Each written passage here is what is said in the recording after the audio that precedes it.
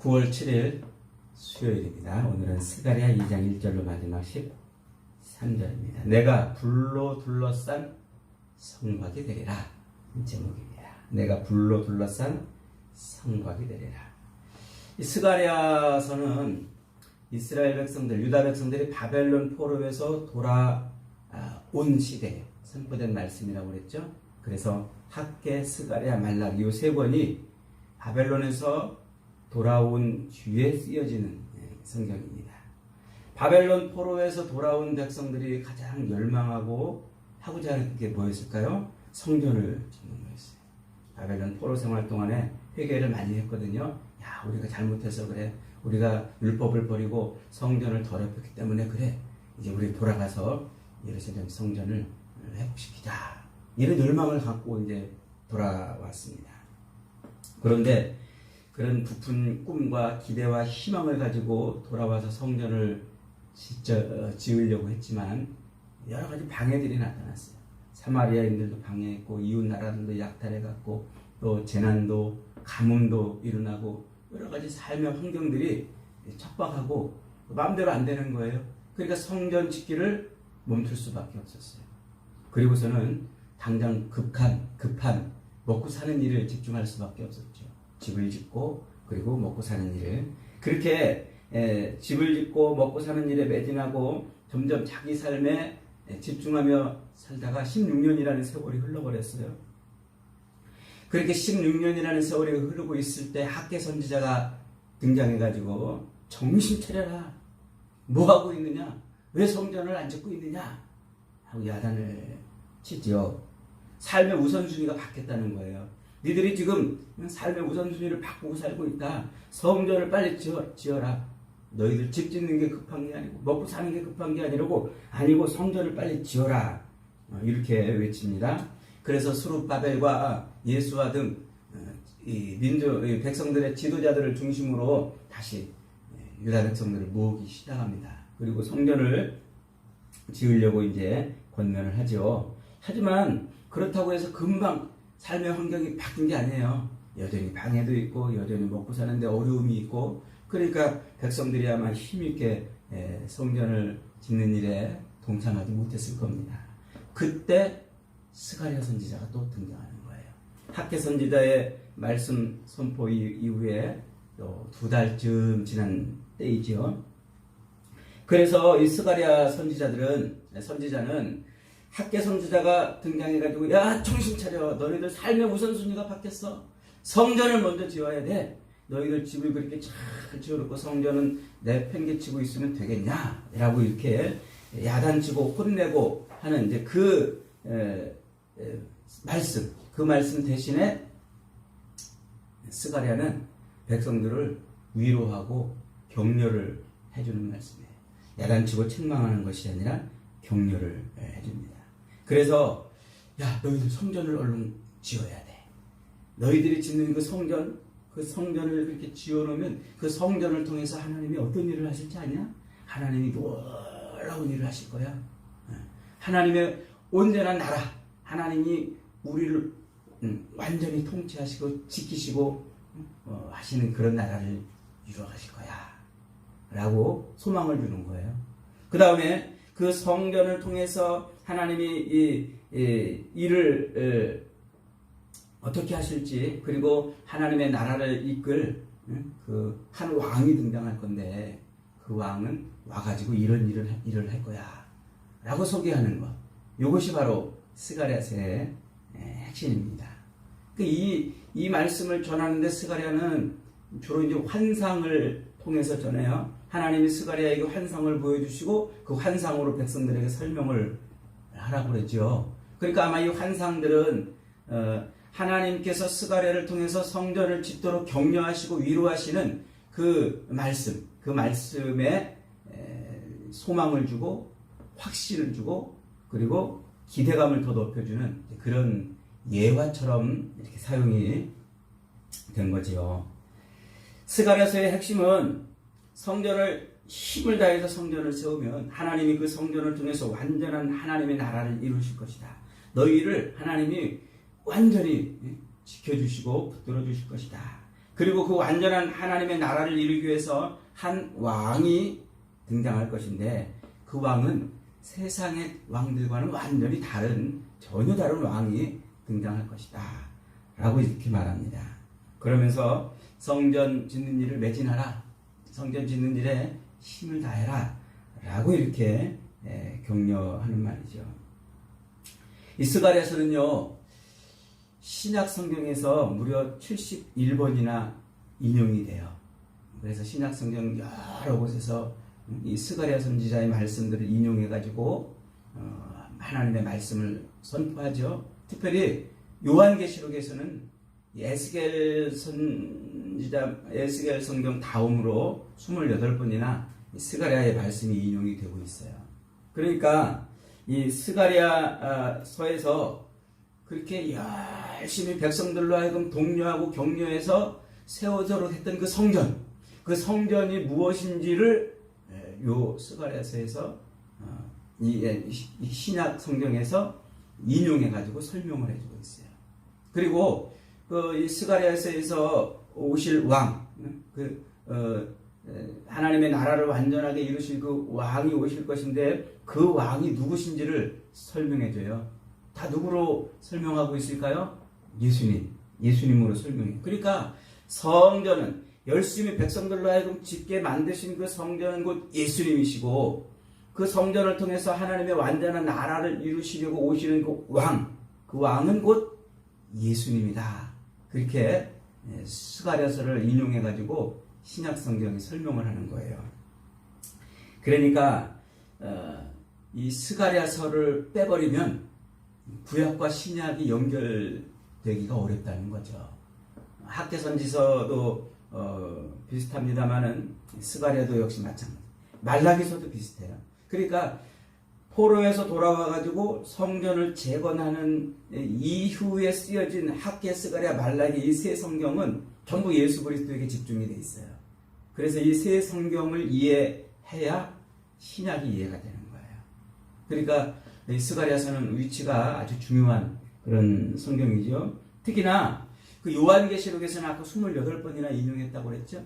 그러니까 요한계시록에서 스가랴서를 가져다가 마지막 종말 예수님이 재림하실 때의 그 상황을 막 설명해요. 그러니까 이 스가랴서가 이중적인 예언인 것을 알 수 있어요. 하나는 예수 그리스도에게 집중된 예언이고 또 하나는 예수 그리스도께서 재림하시면서 완성할 하나님의 나라를 보여주고 있는 그 이중적인 예언이라는 것을 우리가 신약 성경을 통해서 알 수가 있는 거예요. 오늘 우리가 읽은 이 2장은 스가랴가 세 번째 본 환상이에요. 이 환상은 예루살렘을 측량하려고 측량줄을 잡고 있는 한 사람을 스가랴가 환상으로 보지요. 그 환상을 통해서 하나님께서는 예루살렘을 회복시키시고 그들과 함께 하시고 그들에게 복을 주실 것이다. 이렇게 선포하고 있는 거예요.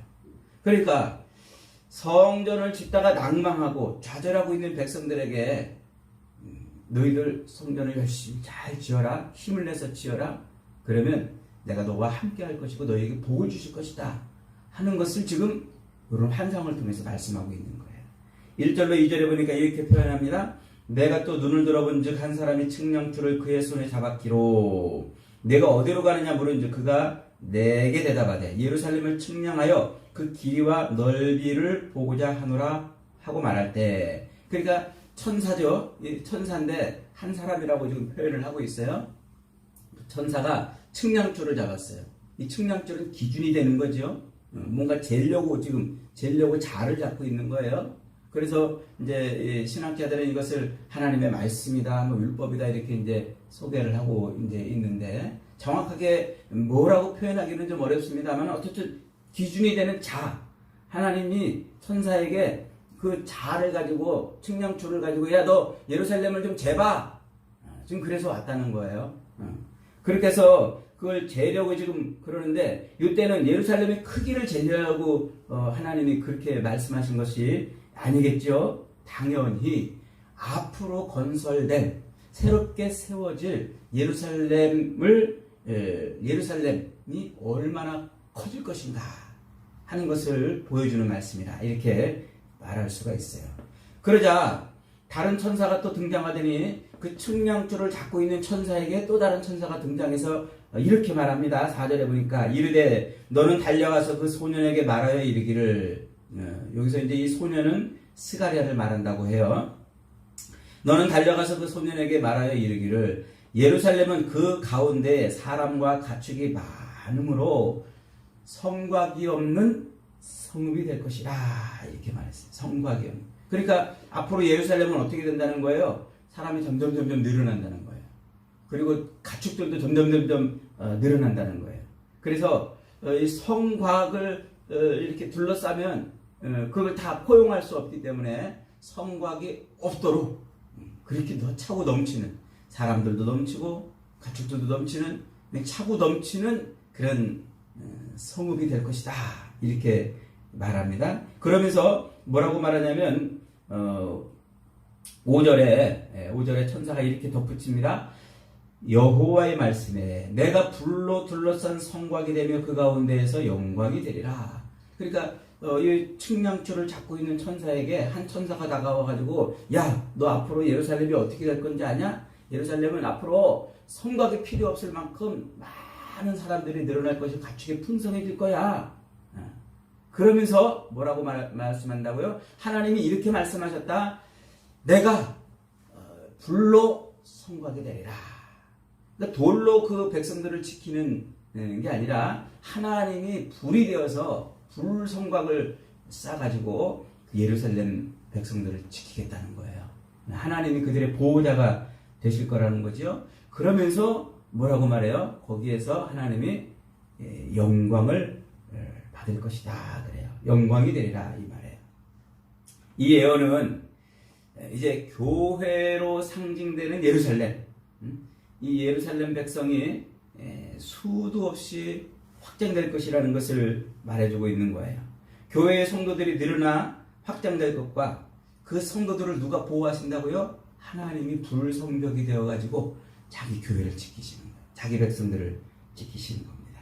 그렇게 해서 하나님이 수도 없이 늘어나는 그 자기 백성들, 그 백성들을 불성곽이 되어서 하나도 잃어버리지 않고 다 지킴으로써 영광을 받으시는 거예요.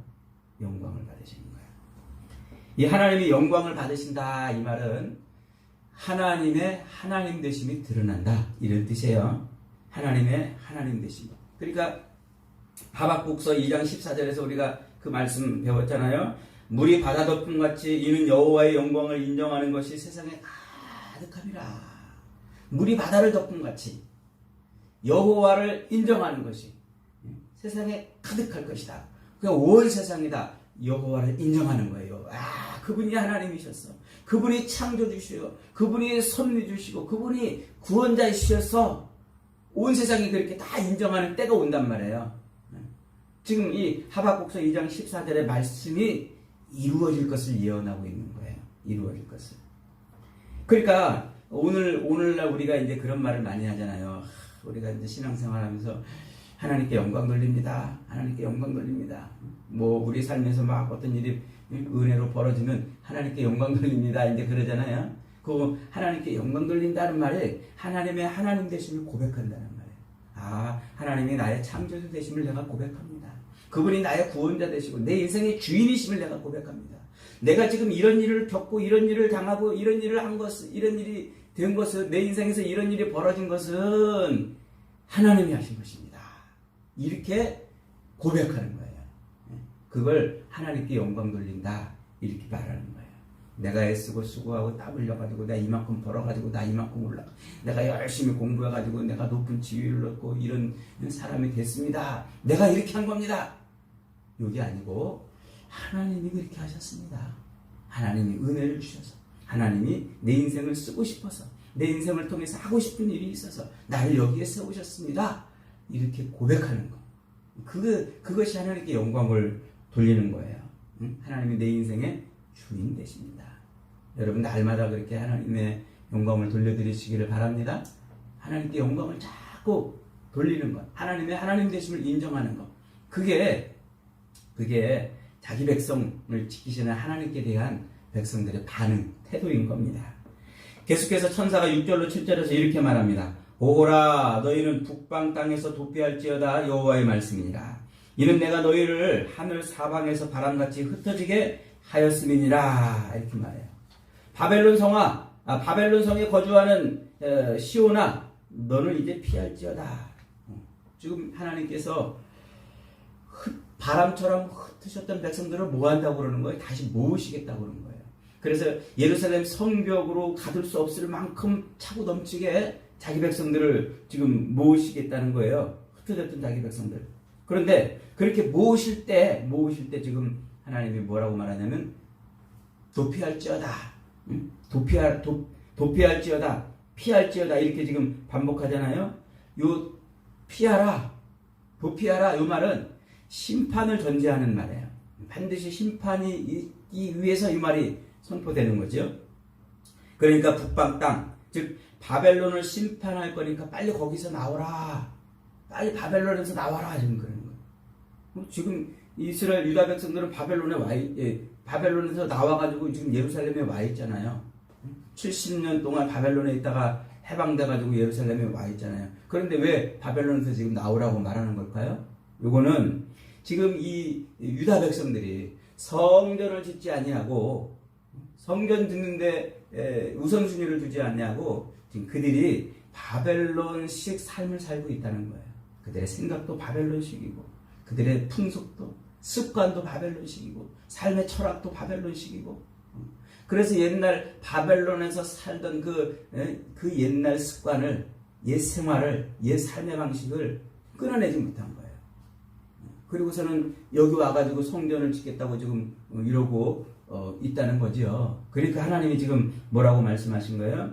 그 옛날 바벨론에서 살던 삶의 습관을 버려라. 의식을 버리고 철학을 버리고 삶의 방식을 버리고 삶의 모양을 버려라는 거예요. 버려라. 옛날 애굽에서 이스라엘 백성들을 출애굽시켜가지고 광야에 끌고 나왔더니 그 광야에 나온 백성들이 뭐라고 그랬어요? 야, 애굽으로 돌아가자. 애굽에 가면은 먹을 것도 풍성하고 고기도 마음껏 먹었고 그래도 우리가 배는 안 골았지 않느냐? 애굽으로 돌아가자고 외쳤던 것처럼 그 애굽 생활을 끊어내지 못했던 것처럼 바벨론에서 돌아왔는데도 불구하고 여전히 바벨론식 삶을 살고 있다는 말이죠. 그래서 그런 백성들에게 바벨론적 삶을 빨리 버리라는 거예요. 그래서 어디로? 시온으로. 하나님의 통치하심이 있는 그 삶을 살아라 좀 말하고 있는 거죠. 이게 이 예언 역시 종말론적 예언입니다. 요한계시록 쫙 18장에 가면은 하나님이 이제 17장, 18장에서 바벨론을 심판하시겠다는 내용이 나와요. 그런데 18장 4절에 가면 이런 말씀이 있어요. 또 내가 들으니 하늘로부터 다른 음성이 나서 이르되 내 백성아 거기서 나와 그의 죄에 참여하지 말고 그가 받을 재앙을 받지 마라. 사도 요한이 들으니까 하나님이 백성들에게 자기 백성들에게 야, 너 빨리 나와. 바벨론 내가 심판할 거니까 거기 심판받을 때 함께 심판받지 말고 빨리 거기서 나오거라 라고 외치는 소리를 요한이 들은 거예요. 그러니까 요 말은 옛날에 소돔과 고모라 성을 멸할 때 롯에게 천사가 다가와가지고 빨리 이곳을 떠나라. 심판, 불과 유황으로 소돔과 고모라를 심판하실 거니까 빨리 이곳을 떠나라 하시는 바로 그 말씀이에요. 그 말씀이 지금 이 스가랴서에서 성전을 지으려고 하는 백성들에게 선포되고 그러면서 지금 종말론적으로 지금 선포되고 있다는 말이죠. 그러니까 자기 백성들을 구원하시고자 하는 하나님의 음성이에요. 그래서 하나님의 사랑을 받은, 즉 하나님의 음성을 들은 그 선택받은 백성들은 다시 말하면 요한계시록처럼 설명하면 그 영혼의 이마에 도장이 꽝꽝꽝꽝 찍혀있는 사람은 다 그 음성을 듣고 바벨론을 떠나는 거예요. 죄에서 떠나는 거죠. 불신앙과 의심의 자리에서 떠나고 악인들의 자리에서 떠나고 욕망과 쾌락의 자리에서 떠나고 탐욕의 자리에서 떠나는 거예요. 그 심판받을 그 자리에서 떠나는 겁니다. 그래서 하나님이 거하시는 그 성읍으로 들어오는 거예요. 예루살렘으로 시온으로 들어오는 거죠. 저와 여러분도 하나님의 음성을 들을 수 있기를 축복합니다. 그래서 그 자리를 떠나 하나님의 백성의 그 자리로 돌아와야 돼요. 그러면서 10절로 11절에서 거듭해서 이렇게 약속하시죠. 여호와의 말씀에 시온에 따라 노래하고 기뻐하라. 이는 내가 와서 네 가운데에 머물 것임이라. 그날에 많은 나라가 여호와께 속하여 내 백성이 될 것이요 나는 네 가운데 머물리라. 네가 만군의 여호와께서 나를 네게 보내신 줄 알리라. 그랬어요. 지금 요 두 절에서 네 가운데 머물 것이다. 이 말이 지금 두 번이나 반복이 돼요. 요 네 가운데 머물다 이 말은 품어주신다. 암탉이 알을 품듯이 그렇게 품어준다는 거예요. 돌아온 탕자를 아버지가 껴안고 있는 것처럼 그렇게 품어주겠다는 그 말이에요. 그러니까 지금 하나님께서 뭐 한다는 거예요? 그 바벨론을 떠난 백성들, 그래서 예루살렘으로 모여든 백성들, 시온으로 모여든 백성들을 하나님이 뭐 하시겠다는 거예요? 품어주시겠다. 품어주시겠다. 옛날 모세를 통해서 하나님이 성막을 세우게 하시고 그 성막에 불기둥과 구름기둥으로 이스라엘 백성들 가운데 함께 하셨잖아요. 바로 그 장면을 떠올리면 돼요. 하나님이 자기 백성들이 모여있는 그 자리에서 이렇게 품어주는 거예요. 솔로몬이 예루살렘 성전을 다 세운 다음에 하나님이 솔로몬에게 역대하 7장에서 이렇게 말합니다. 이는 내가 이미 이 성전을 택하고 거룩하게 하여 내 이름을 여기에 영원히 있게 하였음이라. 내 눈과 내 마음이 항상 여기에 있으리라. 하나님이 자기 백성들 이렇게 품고 그 눈에서 마음에서 그 백성들을 떠나지 않겠다 지금 말씀하고 있는 것이죠. 바로 이 말씀 때문에 요 함께하리라 너희에게 거하리라 너희를 떠나지 아니하리라 요 말씀 때문에 예수님의 이름이 임마누엘이 되는 거예요. 요 말씀 때문에 예수님이 성전이 되셔야 했고 예수님의 이름이 임마누엘이 되는 거죠. 그리고 그 임마누엘은 말세를 사는 성도들이 종말 때까지 붙들 말씀이 되는 거예요. 하나님이 함께 하시는. 그래서 예수님이 승천하시면서 마태복음 28장 20절에서 이렇게 말하잖아요. 내가 너희에게 분부한 모든 것을 가르쳐 지키게 하라. 볼지어다 내가 세상 끝날까지 너희와 항상 함께 있으리라. 그 임마누엘. 그래서 성경은 처음부터 끝까지 이 임마누엘로 관통이 되는 거예요. 하나님이 함께 하심. 에덴 동산에서 아담과 하와에게 하나님이 그 땅의 주인이고 거기에 거하시는 분이고 거기에 계신 분이신 것을 동산 중앙에 생명나무와 선악을 알게 하는 나무를 세워놓으셔가지고 그걸 보게 하셨잖아요. 그런데 아담과 하와가 그걸 걷어차버렸어요. 그것을 그 표지판을 걷어차서 하나님의 동산에서 쫓겨나게 되죠. 그 뒤로 하나님께서 늘 성막을 주시고 성전을 주시고 또 이것이 이루어지는 예수 그리스도를 통해서 이름을 임마누엘로 하시고 그분을 통해서 또 성전 진짜 교회를 세우심으로 이 임마누엘이 영원히 이어지도록 이게 바로 성경이 지금 말하고 있는 것이고 스가랴는 지금 백성들에게 그런 소망을 주고 있는 겁니다. 그래서 눈앞에 펼쳐진 그 황폐해진 그 예루살렘 성읍의 모습에 낙담하고 있던 그 백성들에게 하나님이 함께 하실 것이다. 이 소망의 메시지를 전해주는 거죠. 그래서 이 하나님께서 함께 하시는 그 성전이 곧 그리스도 예수시고 그 예수님을 통해서 만들어지는 교회, 그 교회가 곧 하나님이 거하시는 처소가 되는 거예요. 그래서 사도 바울은 에베소 교인들에게 이렇게 말합니다. 에베소서 2장 22절에서 너희도 성령 안에서 하나님이 거하실 처소가 되기 위하여 그리스도 예수 안에서 함께 지어져 가니라. 예수로 말미암아 너희가 하나님이 거하시는 처소가 됐다는 거예요. 그래서 그 처소가 되기 위해서 하나님이 거하시는 성전으로 지어져 가기 위해서 너희가 지금 이렇게 부르심을 입었다라고 하는 거죠. 여러분, 저와 여러분은 하나님이 이 땅에 세우시고 싶어 하시는 성전입니다. 그래서 하나님의 임마누엘을 우리는 약속을 받았어요. 날마다 지어져 가야 돼요. 성전으로 온전히 지어져 가야 돼요. 그러려면 어떻게 해야 됩니까? 떠나야 돼요.